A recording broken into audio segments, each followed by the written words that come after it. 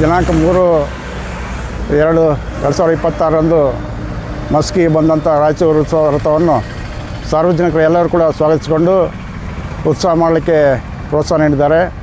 ಆದರೆ 5, 6, 7 ನಡೀತಕ್ಕಂಥ ಉತ್ಸವ ಏನಿದೆಯಲ್ಲ, ಇದು ಜನರ ಉತ್ಸವ ಅಂತ ನನಗೆ ಕಾಣಿಸ್ತಾ ಇಲ್ಲ. ಯಾಕಂತಂದರೆ ಈ ಅಧಿಕಾರಶಾಹಿ ವ್ಯವಸ್ಥೆಯಲ್ಲಿ ರಾಜಕಾರಣಿಗಳು ಮತ್ತು ಅಧಿಕಾರಿಗಳ ಉತ್ಸವ ಅಂತ ಎದ್ದು ಕಾಣುತ್ತೆ. ಯಾಕಂತಂದರೆ ಈಗ ಸದ್ಯ ನಡೀತಕ್ಕಂಥ ದೇಶದಲ್ಲಿ ಏನಾಗ್ತದೆ ಅಂದರೆ, ಬಹುಶಃ ಒಂಥರ ವಿಷಗಾಳಿಗೆ ಬೀಸ್ತಾ ಇದೆ. ಈಗ ಸದ್ಯ ಜನರು ರೊಚ್ಚಿಗೆದ್ದಿದ್ದಾರೆ.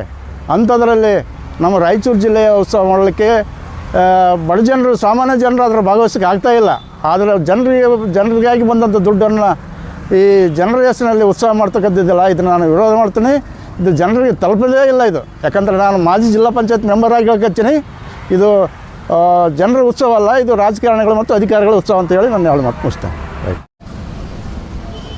ದಿನಾಂಕ 5, 6, 7 ನಡೆಯುವಂಥ ರಾಯಚೂರು ಜಿಲ್ಲಾ ಉತ್ಸವದ ರಥವು ಮಸ್ಕಿಗೆ 3ನೇ ತಾರೀಕಿಗೆ ಬಂದು ಅಂಬೇಡ್ಕರ್ ಪಾರ್ಕ್ನಲ್ಲಿ ಭವ್ಯವಾಗಿ ಶಾಲೆಯ ಮಕ್ಕಳು, ವಿದ್ಯಾರ್ಥಿ ಜನರು, ಸಾರ್ವಜನಿಕರು, ಚುನಾಯಿತ ಪ್ರತಿನಿಧಿಗಳು, ತಹಸೀಲ್ದಾರರು, ಕ್ಷೇತ್ರದ ಜನರು ಇದನ್ನು ಸುಪೂರ್ವಕವಾಗಿ ಸ್ವಾಗತಿಸಿದ್ದಾರೆ.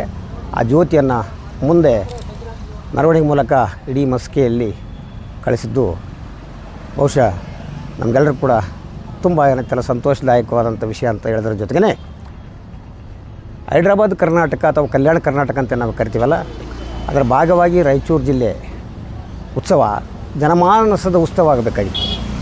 ಜನಮಾನಸ ಉತ್ಸವ ಅಂತಂದರೆ ಜನರ ಬದುಕಿನ, ಕಾರ್ಮಿಕರ ಬದುಕಿನ, ಮಹಿಳೆಯರ ಬದುಕಿನ, ಮಕ್ಕಳ ಎಲ್ಲ ಸಮಸ್ಯೆಗಳಿಗೆ ಪರಿಹಾರ ಕಂಡುಕೊಳ್ಳುವಂಥ ನಿಟ್ಟಿನಲ್ಲಿ ಈ ಉತ್ಸವವು ಜನಮಾನಸದ ಉತ್ಸವ ಆಗಬೇಕಾಗಿತ್ತು.